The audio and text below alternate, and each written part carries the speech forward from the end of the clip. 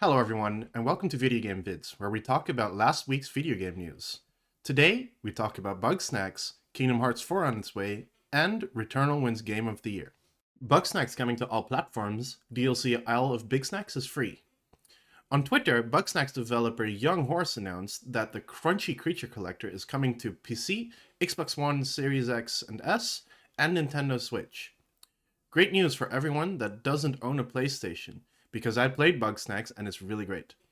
Players can begin their journey on April 28th. The good news doesn't stop there. Bugsnax will also receive a free update called Isle of Bigsnax. The update will be available from launch when they arrive on other platforms, and PlayStation players will be able to play on the 28th as well. The update, titled The Isle of Bigsnax, adds a new array of creatures to capture and tools to use to do so. You'll also be able to customize your house and dress up Bugsnax with hats. Everything is better if you put it in a top hat. Returnal wins Game of the Year at the BAFTA Awards. PlayStation may be sharing Bugsnax with the rest of the world, but there's good news for Sony fans as well. Roguelite game Returnal won Game of the Year at the BAFTA Awards, along 4 other prizes. It Takes Two and Ratchet & Clank A Rift Apart also won multiple prizes.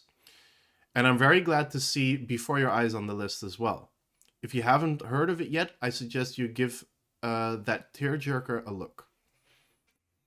Jane Perry, the voice behind Returnal's main character Celine, also spoke to Eurogamer about the importance of an older woman kicking butt in a video game.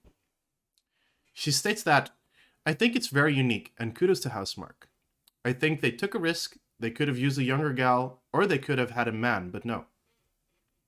Later on, Perry discusses the pressure of parenthood and how this led to Housemarque going with a middle-aged woman.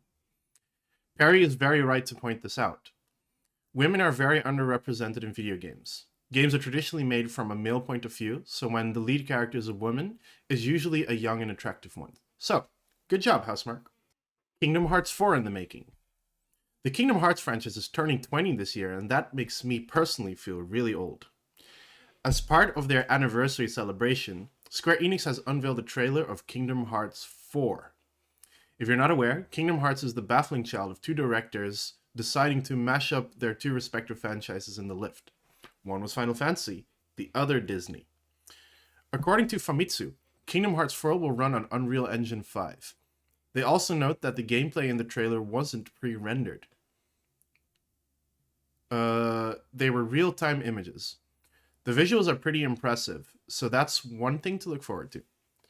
Fans also uncovered a hint to the addition of Star Wars.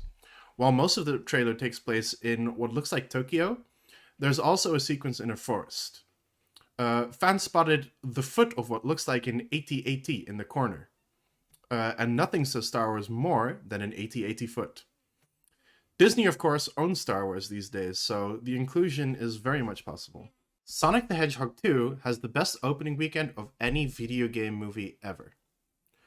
Rotten Tomato reports that the Sonic the Hedgehog 2 movie has the best opening weekend of any video game ever. They raked in a whopping $71 million. This beat its predecessor, Sonic the Hedgehog, which only made $58 million in its first weekend.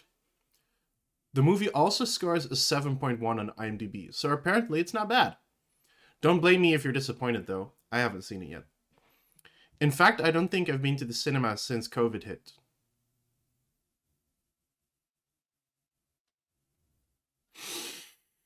Anyway, if you like video games, and you like movies, and you tested negative for COVID, consider going fast to the cinema near you.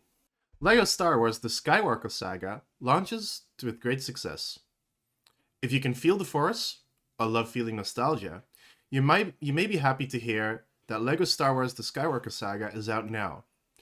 Not only that, the game has been received very positively, scoring an 83 on Metacritic and an 8.9 user score when I wrote this. It looks like fans and critics alike really love the game. The quirky writing that you expect from a LEGO game is still here, and while characters no longer speak in a nonsensical language, they didn't opt to use audio ripped straight from the movies, like they did with the disappointing LEGO Lord of the Rings. You'll also start with the first level of each trilogy, that's the initial films, the prequels, and the sequels, unlocked. So you can jump right into the part of the series that you want to see.